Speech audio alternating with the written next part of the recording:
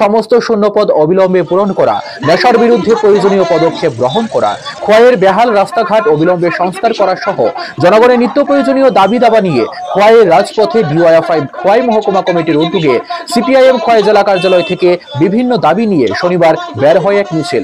এদের মিছিলের নেতৃত্বে ছিলেন ডিওয়াইএফআই রাজ্য সভাপতি পলাশ ভৌমিক থেকে শুরু করে অন্যান্য বাম যুব নেতৃত্বরা।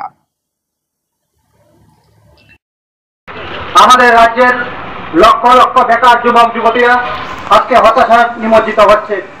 সমস্ত জায়গার মধ্যে চাকরি বাকরি ইত্যাদি আপনার সংকুচিত করার ফলে আমাদের রাজ্যের মধ্যে বেকার সংকট তীব্র থেকে তীব্রতর হচ্ছে। এই অবস্থার মধ্যে দাঁড়িয়ে ভারতের গণতান্ত্রিক যুব ফেডারেশন মনে করে ঘরে বসে থাকা চুপ যায় না।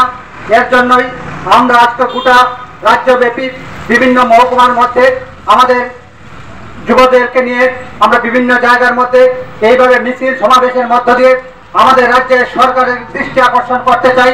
আপনারা আপনাদের যে নীতি, বেকার মারার যে নীতি, এই নীতি থেকে পরিত্যাগ করুন এবং আমাদের বেকার যুবক যুবতীদের জন্য কাজের ব্যবস্থা করুন এবং কাজের শেষে ভাতের ব্যবস্থা করতে হবে।